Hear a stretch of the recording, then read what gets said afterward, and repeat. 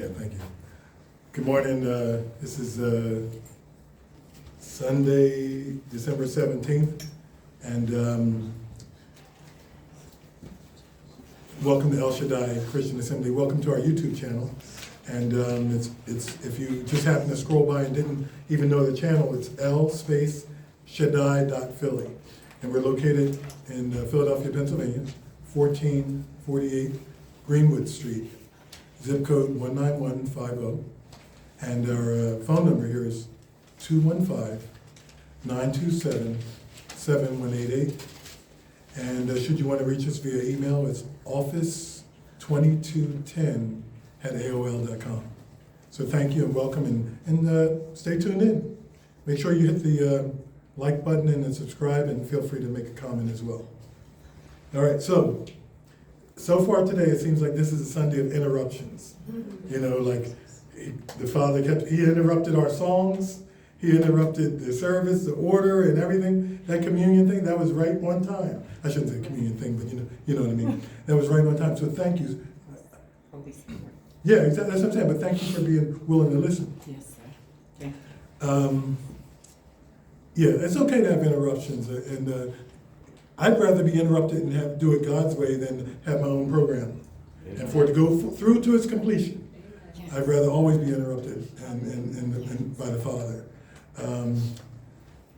I was interrupted. I had something I was already going to talk about because we've been on spirit, soul, and body, and I was on a roll. I'm like, yeah, I'm ready. I had it, and the Lord, I said, okay, I got it ready. He says, no, I want you to. He said, what have I told you to talk about? I said, okay, I'll go there. And you know what he told me. I shared that at the end, and I'll tell you again, but we'll get into it. But I was thinking of, there was somebody, one of our lessons, the guy was saying that somebody went to they were in the airport. And before they went to the airport, the Lord had told them, write a $10,000 check. Write a check for $10,000 because somebody's going to come and say, you have what I need. And so he did. And he got to the airport. And he saw the guy. He knew who it was. You know, when he looked at, you know, you could look at somebody and you could see they're looking like they should come say something to you. But he wouldn't do it. The guy wouldn't do it. So he kept the $10,000 check in his pocket. Sometimes we need to allow God to interrupt us. Mm-hmm. And there was another case where this guy said, he was in the middle of talking, the minister. And a guy came up there and stood, he said, the Holy Spirit said, go up there, stand next to him and quack like a duck. And he did. And the minister was so excited because he had told the Lord, he said, I don't believe you. He said, if you really want me to, he said, have somebody come quack like a duck. And the guy came up and stood next to him, quack like a duck. And I'm not telling, listen, y'all stay in your seats, right? But what I'm trying to say is, we need to be led by the Holy Spirit. Yep. Amen. Because you never know. Like the one guy didn't follow what he knew he should have done. But the guy said, the Lord had told him he's supposed to ask you for it. Right. And since he didn't, he followed the instructions. And so my thing is, we need to follow Yahweh's instructions at all times, especially in these days. Amen. And these days even more so. So anyway, I shared this before. We've been talking about, I told you early in the year, the Father told me, he says, wake my people up because time is short. And so that's why I do it. That's why I share it. I don't share it to show you how much I've learned and how much information I have, because I can keep it to myself. I know lots of things I never told y'all. You know what I'm saying? Like, I'm not up here to tell you, oh, I know so much. Or I'm sharing what I really believe the Holy Spirit has directed me to do. So, like I said, I was ready to continue on the spirit, soul, and body because we were on a roll, and I was hoping to get it done before the year is over. And I said, okay, is this good? And the Lord said, no. He says, I want you to share. He says, I didn't tell you to do that. That you're doing the spirit, soul, and body, which is needful. He said, but I told you this because this is important. So when I'm going to tell you some things about today, a little bit more about who we are as people. But think about this. I'm a big Eagles fan, Philadelphia Eagles fan. And don't turn off the YouTube if you're there. But I'm a big Philadelphia Eagles fan, and I like to see them win. But they're not my life, you know. But suppose my father was the one who established and owned the Eagles, right? And he made me part of the team. in perpetuity. Like I'm always part of the team, right? And so here's the way our psyche is. When the Eagles win, we say, we won, right? But when the Eagles lose, we say, oh man, I can't believe they lost, right? No, that's how people are, right? And so I'm on this team, and the team won in 2017, correct? But suppose my father, like again, he created it, established it, he owns the team, and he told me I'm a member of the team in perpetuity. However, they won the Super Bowl, and I'm sitting there saying, and I'm standing back here saying, they won. The Eagles won. But even though I'm a member of the team, I'm sitting there, I'm celebrating their victory, but not participating in their victory because I didn't really believe I was part of the team. You follow what I'm saying? So here's what's happening. And we're going to go over some things today, but I shared this before, especially the original members. Like, I'm a founding member. I'm not a Johnny-come-lately of the team. My father established the team. Now, a Johnny-come-lately might be someone who says, if you are Christ's seed, then if you belong to Christ, then you're Abraham's seed and heir according to the promise. That's a Johnny-come-lately, but they're still part of the team. But I'm a founding member. See, I am Abraham's seed. I'm not because I came to Christ. I was Abraham's seed just from my natural course, the natural lineage, my natural DNA. I was Abraham's seed. But I look at it, the team's over there, and I'm always looking at it from afar instead of realizing I'm part of the team. I need to pray and want the team's success, but also the team's success is my success as well, and the team's failures are my failures as well, if I look at it correctly. But if I'm looking at it incorrectly, I'm always doing everything from afar. And I've shared some things before. I'm going to read something, but I'm going to read these things first. And I follow people on YouTube that are way more detailed than me. They go into more historical investigation than I do. And I ride on their coattails, or sometimes I find stuff on my own. I find stuff on my own. Actually, the Holy Spirit directs me and I find stuff. Or he'll give me some information and wisdom, and then I'll go to the scripture and there it is. And I'm like, wow. Like, let me close this. I'm not going to read this. I want to share some other things. So there's this, turn to Proverbs chapter 18.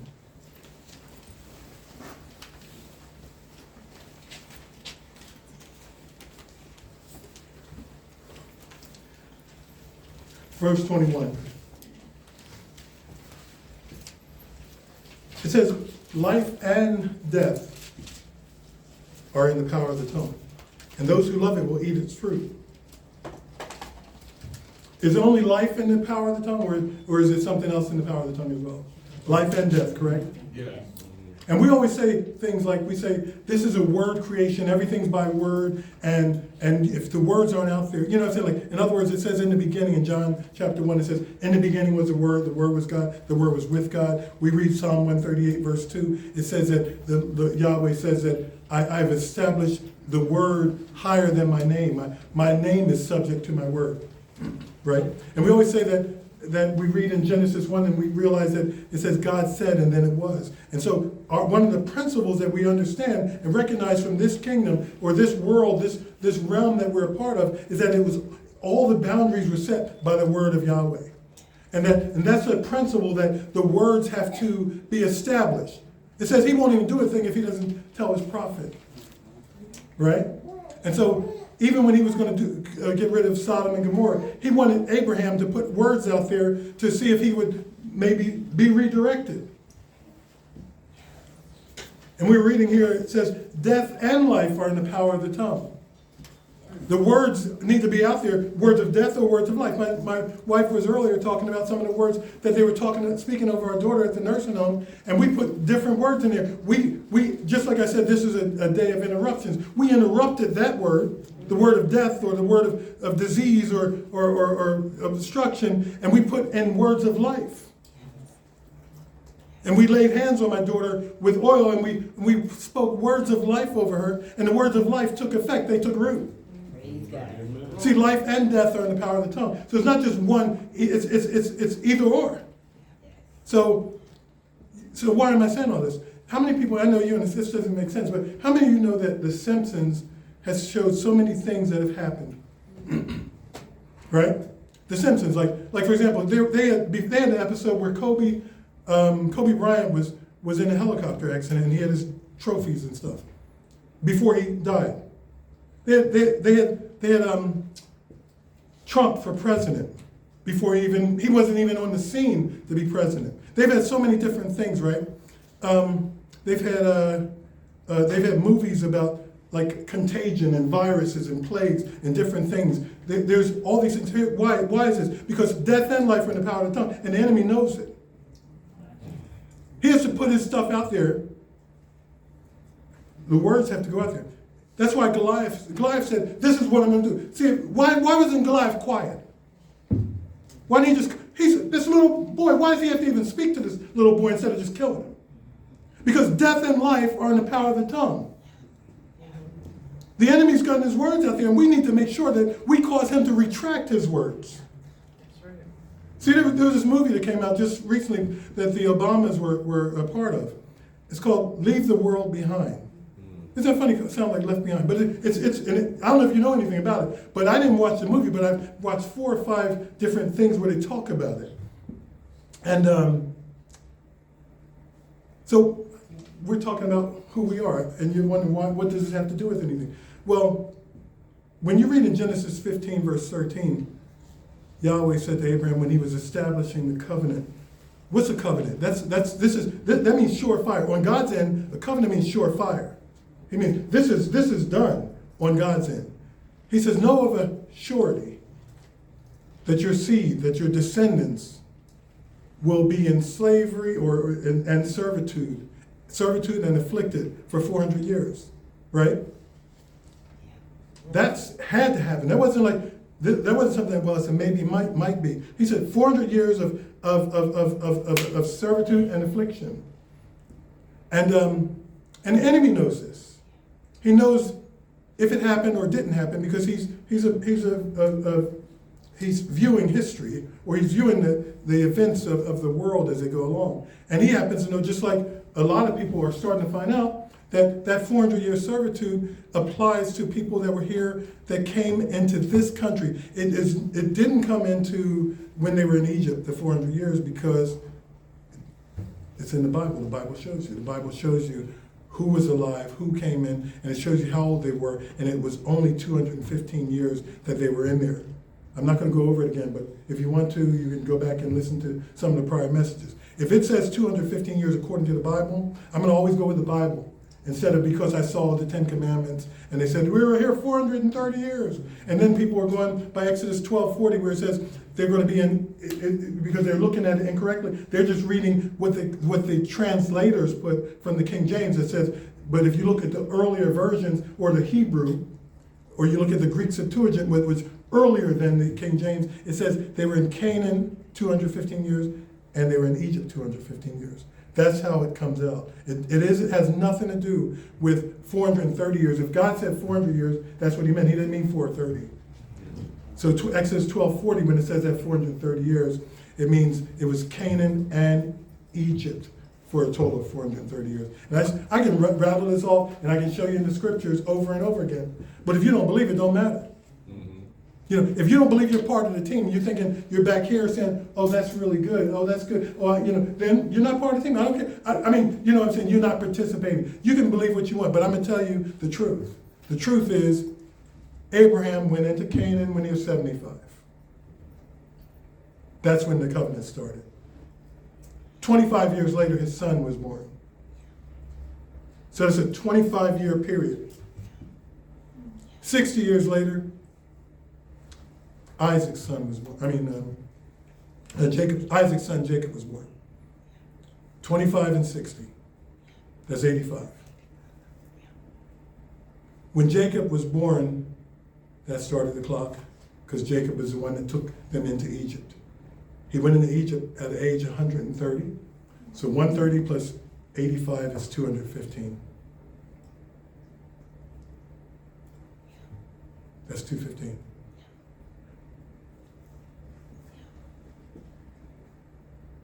The people that went into Egypt with Jacob was his family. It was Levi, Levi's son Kohath. Kohath had a child named Aram, A-R-A-M. Aram married Jochebed, which was Moses and Aaron's mom. Yes. So where's this 400 years? Just do the math. And it shows some other stuff as well, even historical. Paul, in Galatians 3:17, the same chapter I was quoting from when I said, if you belong to Christ, you're Abraham's seed and the heir according to the promise. Paul in Galatians 3:17 says, they were from the giving of the covenant, which was to Abraham, until the giving of the law, which was to Moses when they left Egypt, was 430 years. So tell me how that's 400 years when I just showed you that Abraham started it. Jacob is the one that went into Egypt at the 215th year.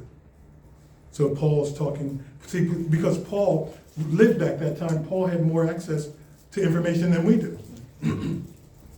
To historical books that we no longer read, or even though we have access to some of them, we don't read them because we say they're not canon, but just because they're not canon doesn't mean they're not history. So anyway, they went into Egypt. So what does it have to do with anything? Because Yahweh said, he says, and I think it's in Hosea, I can look it up, but he says, out of Egypt have I called my son. And Egypt has been in Africa for a long time. There you go. And I shared this before, which is Egypt was started by Ham's son, Ham's son, which was Mitzrayim. And Ham, everybody says, is the father of the black race. But here's the deal. Say you talk to a modern day Indian, right? A Native American. And he says, this is how we've always looked. But he's mixed with European and all the other stuff from today. He says, but this is how we always look. We've always looked like this.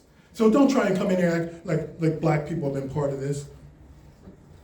Or whatever. So today, I'm saying, but 1492, there was no mixture in this country, correct? Before 1492, before Columbus sailed the ocean blue, and saw all these people looking at you. No, I'm teasing. But you know what I'm saying? So before Columbus came here, the Native Americans would have only had their DNA. That's all they would have looked like. Now, years later, you have all these people from Egypt because they're trying to throw the game on you, and people around saying, well, Egyptians, they've always looked like that. Okay, so how did Mitzrayim, the son of Ham, start a country that looked like that? And then when they do their DNA, they're mixed with Arab and Turkish and all this other stuff, but we've always looked like this.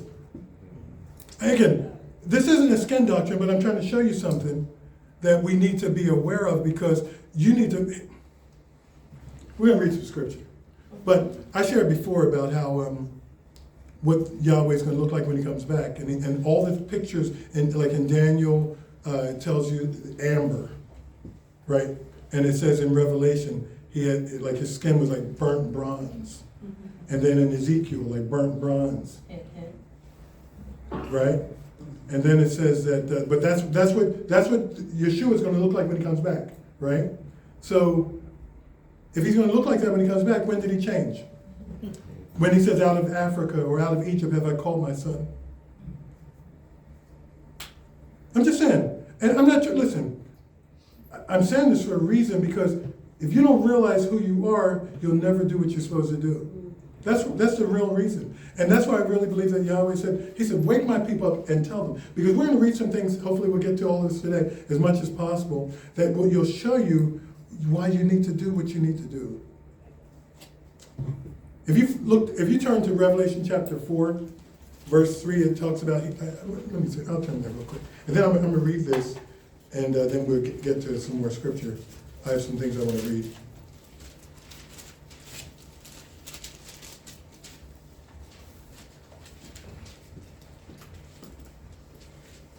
So verse 2, it says, this is John, he's talking about what he sees in the future. This is Revelation chapter 4. He says, at once I was in the spirit and I saw a throne standing in heaven with someone seated on it. The one seated there looked like jasper and cornelian, or it may say sardius. If you look those up if you look those up and see what they look like, they're colorful stones. They're like brownish, reddish stones. And the one on the throne is looking like that. Just say it. I'm going to read something to you. And this is from, I read part of this last time, the one thing about the Obadiah Alliance where people, these are rabbis that have done some studying, but I'm actually going to read, I'm not going to go there. Let me go somewhere else first. This is called the Jewish Virtual Library. Do you know what that means? It means it's Jewish, the Jewish Virtual Library, right? And it talks about the Nigeria Virtual Jewish History Tour. According to oral traditions, the Igbo, they're from Nigeria, okay? Which is where most of the slaves came. That was the slave coast where the slaves came. The Igbo, according to oral traditions, have resided in Igbo land, a region of modern-day Nigeria, for over 1,500 years. Before that, the tradition asserts that they were migrants from the ancient Israel. There exists a number of theories that explain from whom the Igbo are descended and how they came to reside in Nigeria. And again, there's one theory. One theory contends that the Igbo are the descendants of one of the lost tribes. Paul Obiani, a history professor who himself Igbo, or Igbo, don't worry, it's the same, says Igbo Jews and the ancient Israelites share cultural trait resemblances, but there's little established historical evidence of any connection to the ancient Israelites. And it says, within Igbo there exist three ethnic sub-identities. They are Benel Gath, Benel Zebulun, and Benel Manasseh. Benel means sons of. Like Ben, this is interesting, Benel. Yeah. The Igbo of Benel Gath are said to have descended from Gad, the eighth son of Jacob. The lineage traces itself through Gath's son Eri ben Gath. A number of Igbo clans claim this identity. They are the Aguileri, Umaleri, I won't say all his names. The Igbo of Benel Zebulun trace their ancestry to Jacob's fifth son, Zebulun. Tradition holds that a descendant of Zebulun named Zebulunu married Oji, a descendant of the tribe of Judah.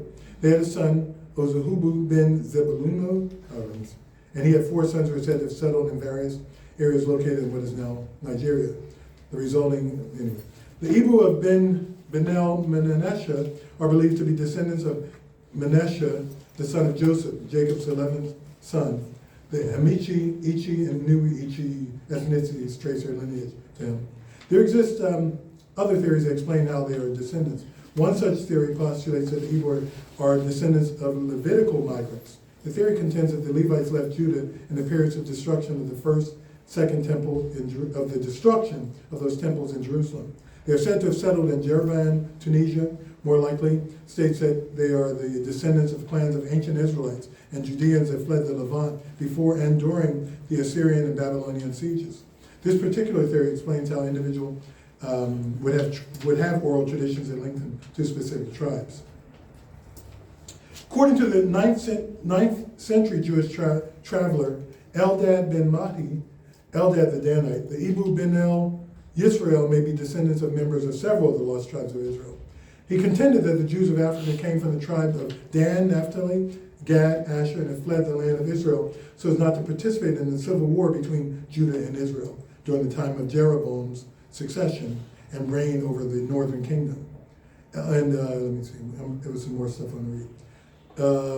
It says, he contended that these Jews originally settled in Havilah beyond the rivers of Ethiopia with them. They had a copy of the Tanakh. It didn't have the books of Esther and Lamentation because those books came later. So they had a copy of the Tanakh with them, right? These Jews had no knowledge of the Mishnah or the Babylonian Talmud, but had devised their own tradition, Talmudic type tradition. So they left Israel before, so they didn't have some of the books, but they had the Tanakh. Interesting, isn't it?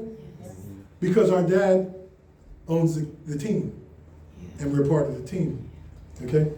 Let me see, I don't want to read all this, but persecution and trade have been major influencing factors in how the Jews migrated through Africa. During periods of Islamic persecution and for the purposes of trade, Jews moved from communities in Egypt, Ethiopia, Tunisia, and Morocco to more remote regions of North and West Africa. Trade routes to West Africa may have been established as early as the period in which David ruled Israel. And the term Tarshish, found in the Tanakh, may refer to the Ivory Coast of West Africa. The decline of the Jewish communities of West Africa can be traced to the arrival of Muslim invaders in the 14th and 15th centuries, which is, isn't that around the same time as they were getting kicked out of Spain and Portugal?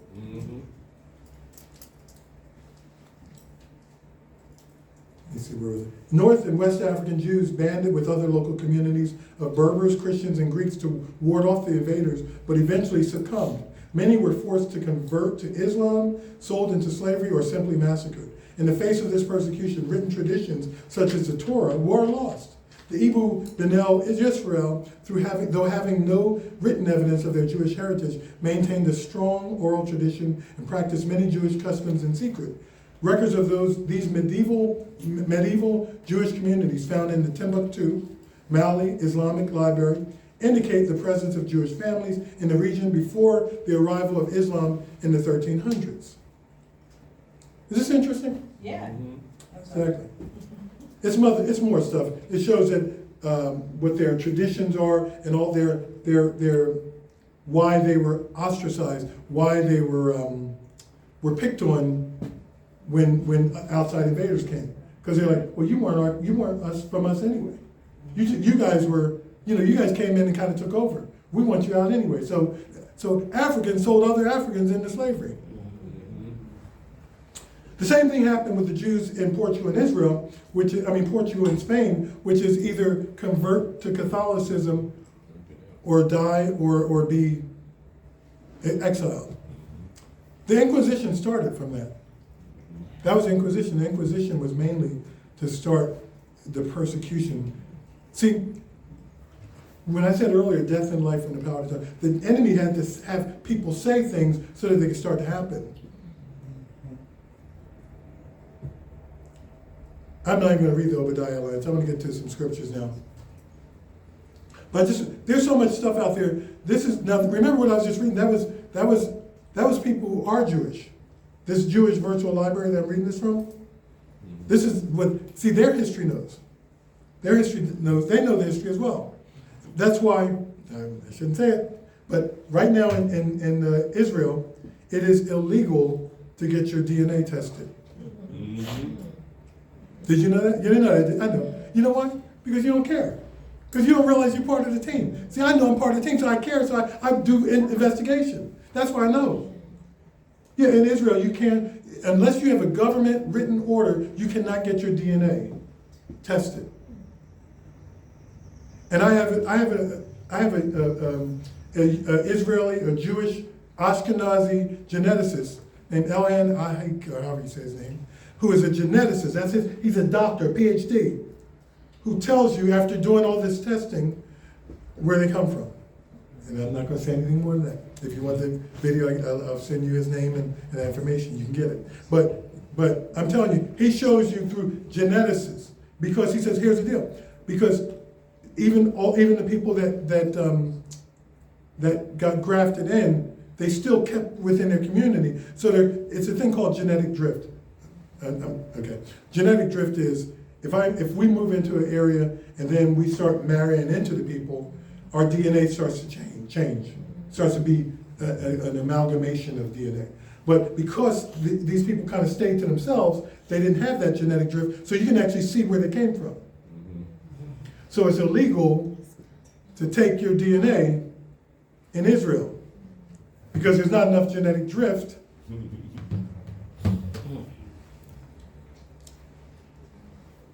to show that you're from where you want to say you're from.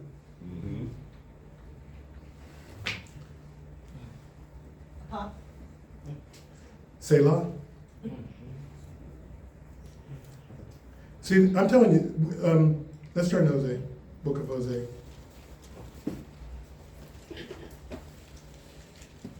Like, for example, here's the deal. Like I was saying earlier, there's rules that Yahweh has established. It's why the when the Satan was going to and fro throughout the earth, he couldn't just go and attack Job. He said there's rules. He had to get permission. He had to get words that allowed him, death and life were in the power of the tongue. There were words that allowed him to do what he was able to do. I'm telling you, see, we're not aware, we don't really, we're not as aware of the structure of the kingdom of Yahweh the way it is. It says that his words created the boundary. And then he tried to tell us in Proverbs chapter 4 when he says, keep these words of mine in your mouth because they're life to you. And out of them are the issues of life or the boundaries. It would set the boundaries for you. Yeah, that's good. And the enemy, so that's why the words are kept. You know, like you wonder, why would they be so stupid to keep their plans out here or to show you these through these television shows and stuff? Because they have to follow the rules. They do. They have to put the words out there as well. Wow. Because death and life are in the power of the tongue. So I'm going to get back to that movie. We're going to read in Hosea 5. So what I was trying to say is that I wanted to start reading the scriptures that show when Yahweh returning and bringing his people back.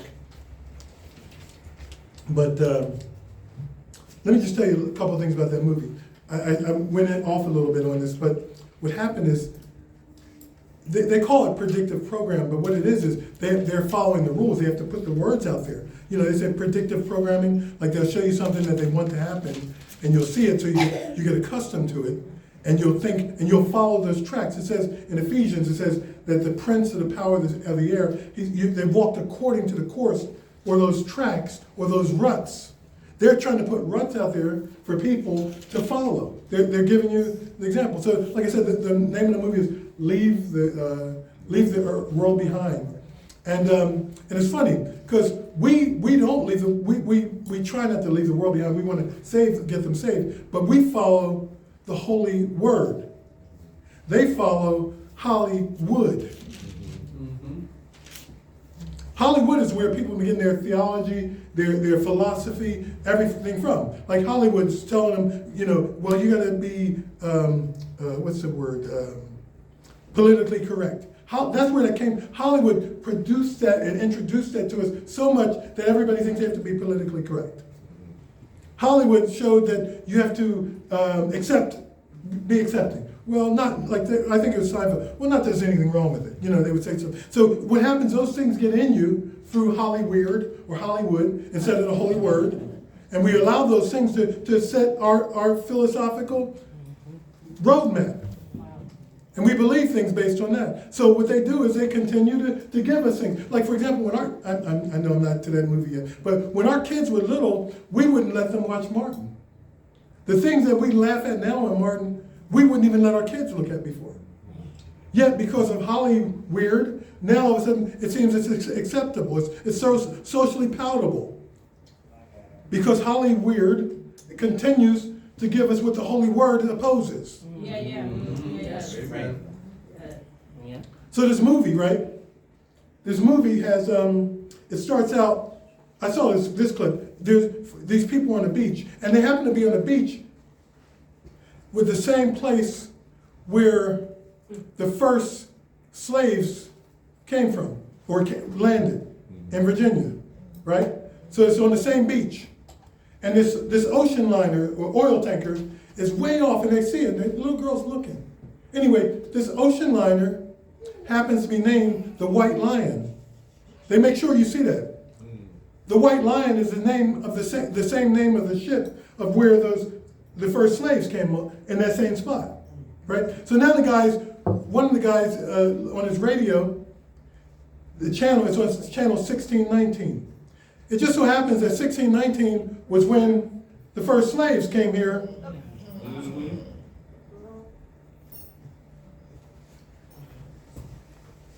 There's a whole bunch of other stuff in there, symbolism, because here, the enemy, they got 666 in there, they all kind of stuff. They make sure you see this stuff too, right? And what happened is there was a cyber attack, and there's no electricity, no power, and all this other stuff. And so now all the preppers and people, they're the ones who are trying to make it, right? So this black guy shows up at this, like a really nice house, like a mansion. And he tells the people who have been renting there, that Julia Roberts and her family, that this is his place. They didn't believe him. He ends up having to live in the basement of his of his place. And it's symbolism, because we had to ride in the basement of the ships, in the bottom of the ships, right? What I'm trying to say is the world knows who you are. Because why? Because the engine of the world is Satan. He knows who you are. And he knows how to make sure. That's why when you came here, he had to make sure that you couldn't read, you couldn't write, you couldn't speak, you couldn't stay together, because if you stayed together, you'd pray together. And you know that you would have been observing the things that Yahweh had given you to observe. So he made sure that you wouldn't continue. Like before, when I read in Psalm 83, when I shared about it, it says they were confederate against him, that the name of Israel would be blotted out, so he wouldn't know who they were. And then what we do is say, so what we're going to do is we want to blot out the name of Israel, and then we want to give you a substitute. They came from an area that mainly came from an area where they didn't come from. Mm-hmm.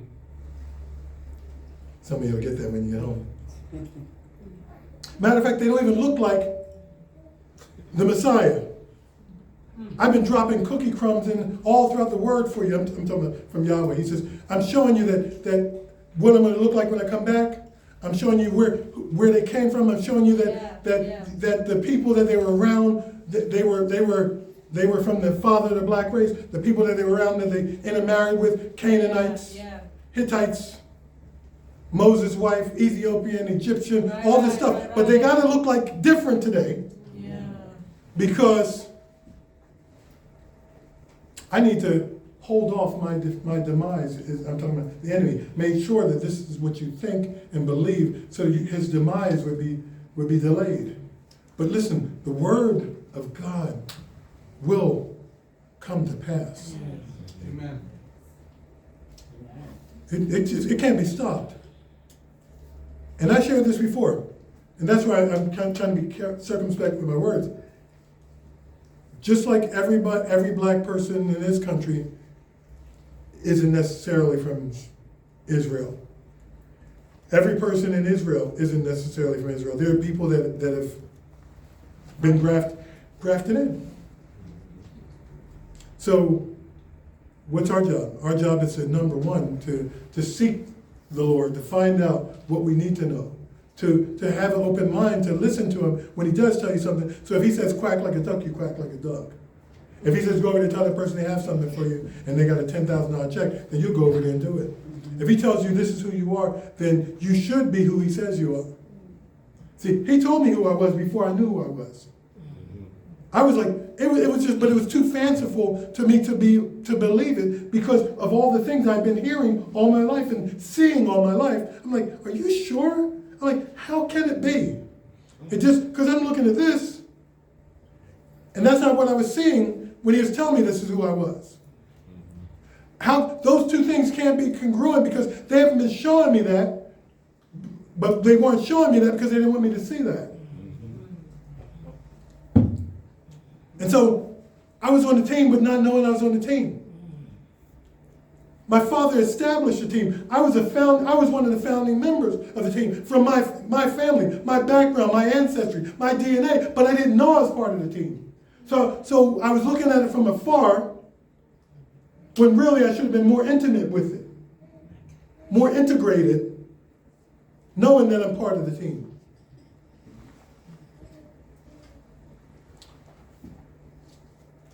All right, let's turn to some scriptures that talk about, let's turn to Isaiah 11. I know we never got to it, don't worry about it. I'll be back. Isaiah 11. So this is where he's talking about the children of Israel will be gathered from. Let's just read this. I don't know how much more time, but it says, verse 1, it says, then a shoot will spring up from the stump of Jesse, and a branch from his roots will bear fruit. Now you know they're talking about the Messiah. The Spirit of the Lord will rest on him, the Spirit of wisdom and understanding, the Spirit of counsel and strength. I'm reading from the Berean Study Bible. The Spirit of knowledge and fear of the Lord, and he will delight in the fear of the Lord. He will not judge by what his eyes see, and he will not decide by what his ears hear.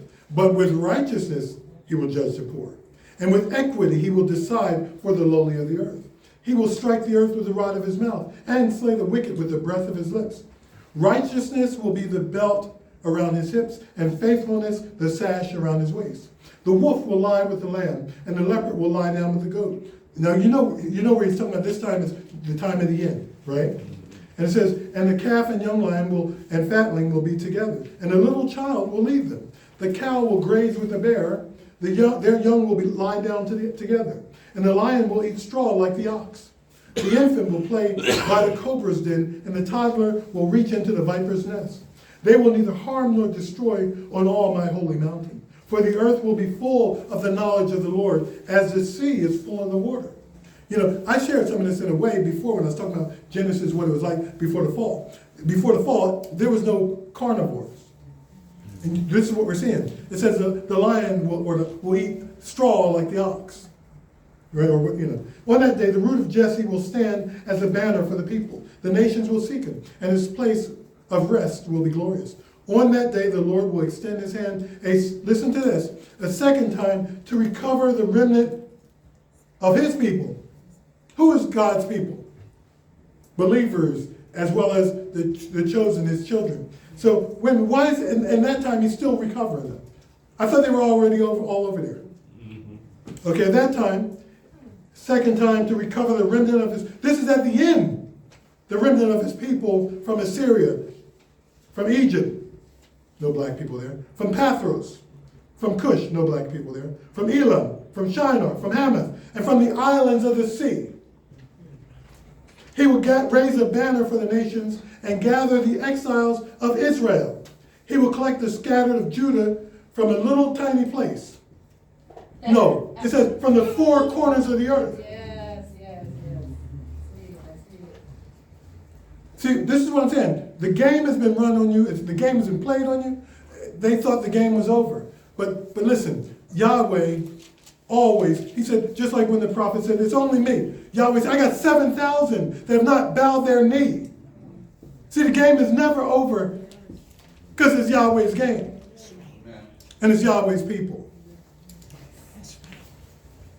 Turn to Isaiah 27.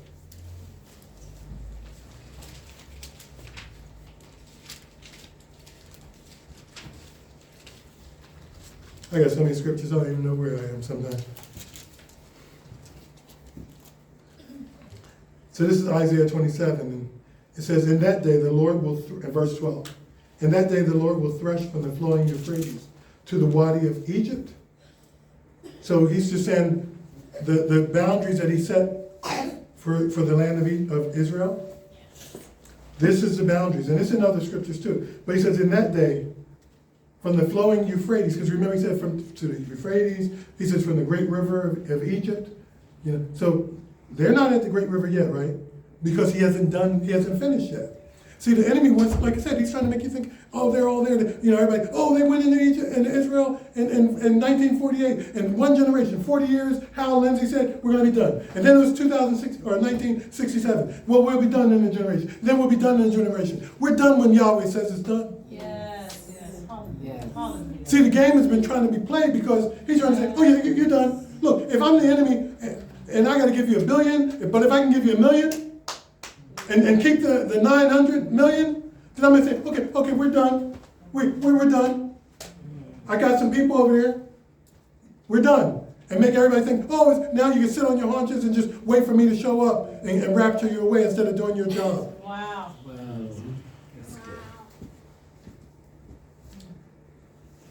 And in that day, the Yahweh will thresh from the flowing Euphrates to the wadi of Egypt.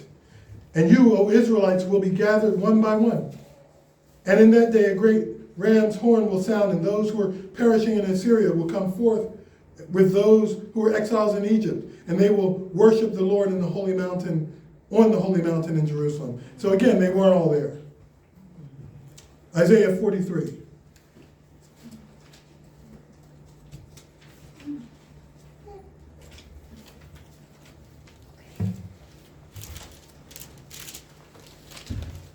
Now this is verse 1. Now this is what the Lord says, he who created you, O Jacob, and he who formed you, O Israel. So they're not even back together yet. He's still got the delineation, Jacob and Israel. You got Judah and Israel. So he says, and he who formed you, O Israel. Do not fear, for I have redeemed you. I have called you by your name. You are mine. When you pass through the waters, I will be with you. When you go through the rivers, they will not overwhelm you. When you walk through the fire, you will not be scorched. The flames will not set you ablaze. For I am the Lord your God, the Holy One of Israel, your Savior. I give Egypt for your ransom, Cush and Seba in your place. How can everything he's talking about, it always has to do with in that general area. It's never the people that try to come in and just put their pictures all over the place. And listen, they need to be there. As far as like not their pictures, they need to be in the family. They need to be in the kingdom. They need to be grafted in. But the enemy made them, I guess through jealousy or whatever, to do something that Yahweh never told us to do, which is don't make any graven image of me. Don't make any likeness of anything that's in heaven. Yet you have people that did that, made these graven images, made you worship gods of wood and stone. The wooden cross there with their picture on it, and the stone, which is the Kabbalah stone, or the stone that the Muslims circle around.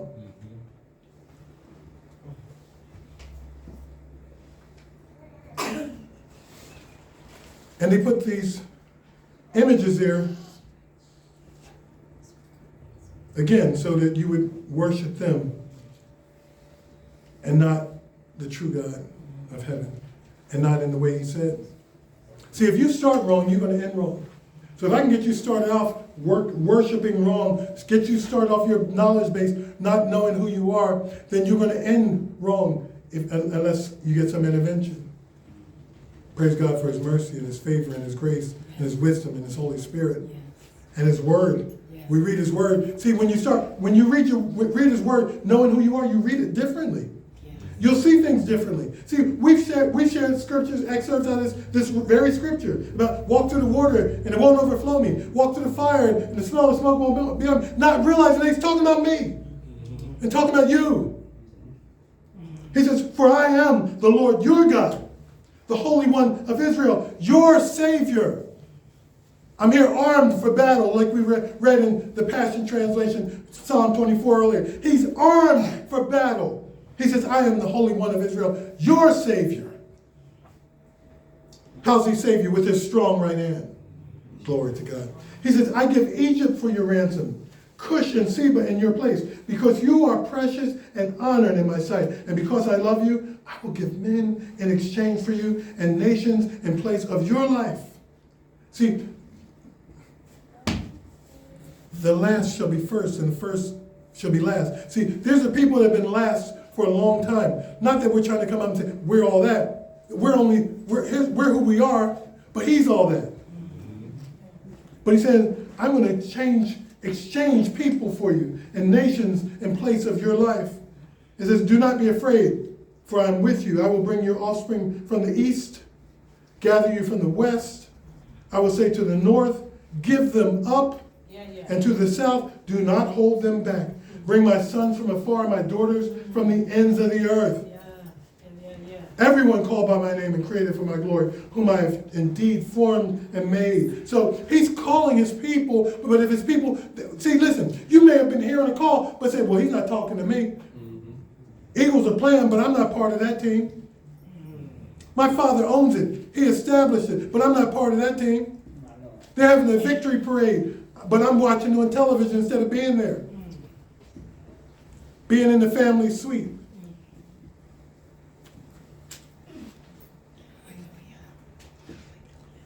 Let's see. Anybody getting anything? Yes, yes indeed.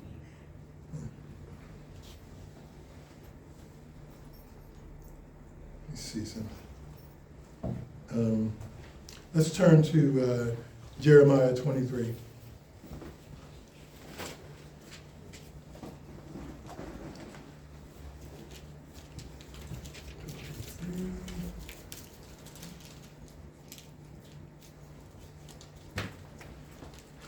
Listen, this is powerful here. Listen, it says, woe to the shepherds who destroy and scatter the sheep of my pasture, declares the Lord. Therefore, this is what the Lord, the God of Israel, says about the shepherds who tend my people. You have scattered my flock and driven them away, and have not attended to them. Behold, I will attend to you for the evil of your deeds, declares the Lord. You know, when during slavery, even they wanted the slaves to listen to the preachers about God. Not to know him, but to listen to him about him. Matter of fact, they only had certain sermons that they were allowed. They couldn't, and then on top of it, sometimes either it would have to be someone the slave master provided to preach, or if it was one of the slaves that was going to preach, you would have to have somebody, the slave master or owner would have somebody in there to listen to make sure that what was preached was what they wanted. You didn't know that. I know y'all didn't know that, but that's how that worked. You know, if I want to keep you under an African proverb I heard, or I don't know what's it called, but they said when the missionaries came, they had the Bibles and we had the land, and when they left, they had the land and we had the Bibles. How's that work? If I was living by the Bible when I left, I wouldn't be taking your land. So he says, these preachers or these shepherds, verse 2, who tend his people, he says, you have scattered my flock and driven them away, and have not attended to them. Behold, I will attend to you for the evil of your deeds, declares the Lord. Then I myself will gather the remnant of my flock from all the lands to which I have banished them, and I will return them to their pasture, where they will be fruitful and multiply. I will raise up shepherds over them who will tend them. They will no longer be afraid or dismayed, nor will any go missing, declares the Lord. Listen to this. Behold, the days are coming, declares the Lord, when I will raise up for David a righteous branch. He will reign wisely as king, will administer justice and righteousness in the land. In his days of Judah will be saved, and Israel will dwell securely. And this is his name by which he will be called, the Lord our righteousness. So behold, the days are coming, declares the Lord, when they will no longer say, as surely as the Lord lives, who brought the Israelites up out of the land of Egypt. Instead, they will say, as surely as the Lord lives, who brought and led the descendants of the house of Israel out of the land of the north and all the other lands to which he has banished them. Then they will dwell once more securely in the land. So all those other lands, when are they going to say that? See, think about it. What did I say? I said they were only in Egypt 215 years. So he said, okay, they brought us out of here. But this, we were in bondage and servitude and just had people like George Floyd and Rodney King and Tamir Rice and all this other stuff for 400 years since 1619. President Trump had a commemoration in 2019 of our 400 years of being in this land, right? So now 400 years of not just us, other lands as well. It says, as surely as the Lord lives, who brought us up out of the land of Egypt. Instead, they will say, as surely as the Lord lives, who brought and led the descendants of the house of Israel up out of the land of the north and all the other lands to which he had banished them. And then they will dwell once more in their own land. I said this before, and I'm going to stop here, but Yeshua said, when they were asking about what was going to happen after he left, he said in Luke 21, he says, you will be led captive into all nations. So either the word is true, or there was somebody that was led captive into all nations.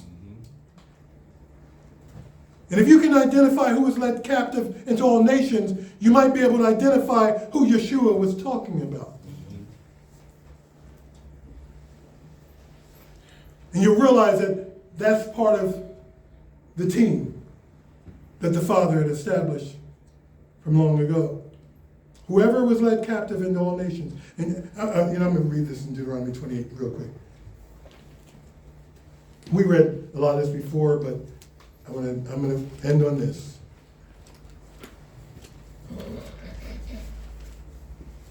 And maybe next time we pick up somewhere else. These are the curses. Now, again, the curses are an identifier. The curses were going on God's people for not following him and not obeying him. It says, all these curses, verse 45, all these curses will come upon you. They will pursue you and overtake you until you are destroyed, since you did not obey the Lord your God and keep the commandments and statutes he gave you. These curses will be a sign and a wonder upon you and your descendants forever.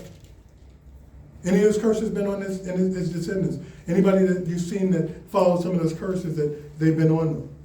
Because you did not serve the Lord your God with joy and gladness of heart in all your abundance, you will serve your enemies. The Lord will send against you in famine, thirst, nakedness, destitution. He will place an iron yoke on your neck until he has destroyed you. Nobody had any group of people had an iron yoke on their neck? No, come on now. You mean what was said and declared in the Bible, God's word actually happened? So there's people that had iron yokes on their necks. The Lord will bring, listen to this, the Lord will bring a nation from afar, from the ends of the earth, to swoop down upon you like an eagle. A nation whose language you will not understand. This nation, eagles are representing them. I wonder what our national bird is. Must be a turkey, because that's what Benjamin Franklin wanted it to be, a turkey. Now I think it's an eagle. He got overridden, because Yahweh's word will come to pass. Yeah. Benjamin Franklin could have wanted it. Thomas Jefferson could have wanted it. He could have asked his slave Sally Jennings if that's what he should do, but he didn't. But I'm just saying, I know that's being a little sarcastic. But listen, God's word says, a nation whose language you will not understand. A ruthless nation with no respect for the old, no pity for the young. They will eat the offspring of your livestock and the produce of your land until you're destroyed. They will leave you no grain or new wine or oil, no calves of your herds or lambs of your flocks, until they have caused you to perish. They will besiege all the cities throughout your land until the high and fortified walls in which you trust have fallen. They will besiege all your cities throughout the land that the Lord your God has given you. And then you will eat the fruit of your wombs, the flesh of the sons and daughters whom the Lord your God has given you, in the siege and distress that your enemy will inflict upon you.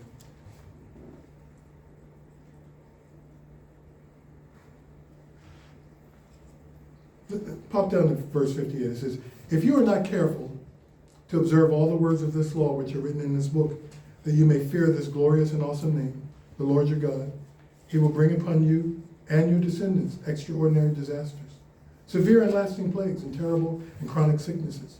He will afflict you again with all the diseases you dreaded in Egypt, and they will cling to you. The Lord will also bring upon you every sickness and plague not recorded in this book of the law until you are destroyed. You who were as numerous as the stars in the sky will be left few in number, because you would not obey the voice of the Lord your God. Just as it pleased the Lord to make you prosper and multiply, so also it will please him to annihilate you and destroy you, and you will be uprooted from the land you are entering to possess. And then the Lord will scatter you a couple places. Among all the nations, from one end of the earth to the other. And there you will worship other gods, gods of wood and stone, which neither you nor your fathers have known. Among those nations you will find no repose, not even a resting place for the sole of your foot. There the Lord will give you a trembling heart, failing eyes, and a despairing soul. So your life will hang in doubt before you. You will be afraid of night and day, never certain of survival. Do you think any of our ancestors during the Jim Crow and Ku Klux Klan and slavery time, do you think they were afraid night and day? You know, wondering if maybe they had too much that their masters or neighbors that didn't look like them might see, and come and, like, say, maybe we'll come in and drop bombs on your community in Tulsa in 1907. And we'll come and we'll actually bring trucks and things up to your property to take stuff out before we burn your house down. But you had no recourse. You couldn't even go to the law, because the law could have been driving the trucks. And then they drop bombs on your neighborhood. Is there anybody that's seeing anything in these curses?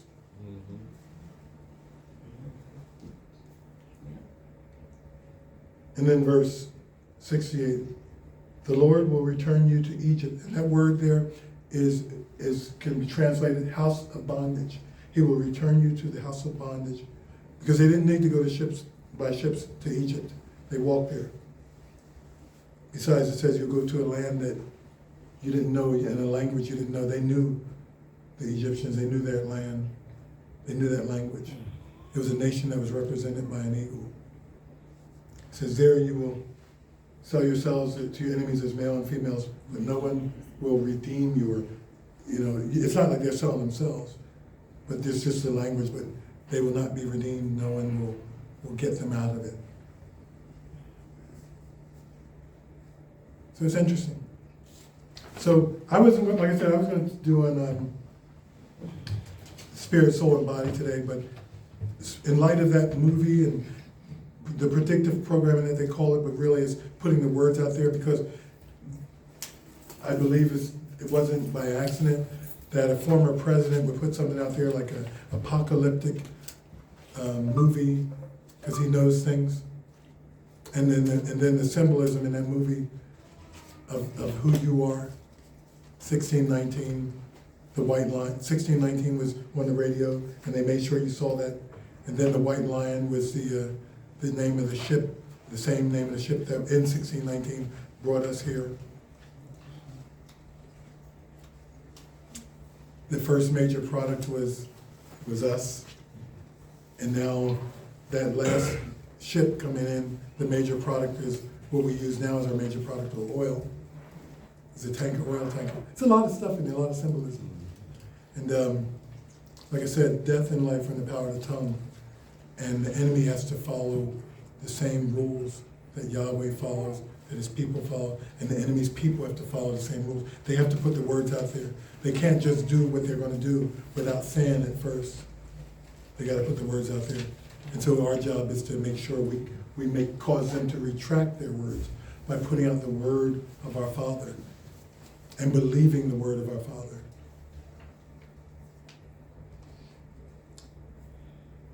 Anyway, I hope you got something out of it. Like I said, I was interrupted with that. I wanted to do the other thing, but and there's more. Like I said, that Jewish virtual library has a treasure trove of information, and it's a lot of information out there. And I wish I was smart enough to just really be able to collate enough to make it a nice, coherent message that really, what I really need to do is just be able to open up my brain, my mind, and do the Vulcan mind meld, and so you know it all right away.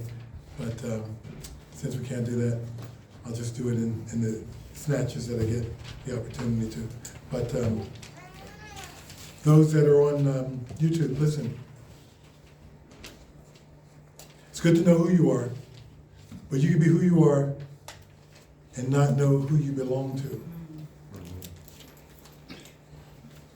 You could be black as night, but that won't make you right. What makes you right is your spirit's got to be born again. How's that happen? By turning to the Father, accepting his Son, the perfect sacrifice.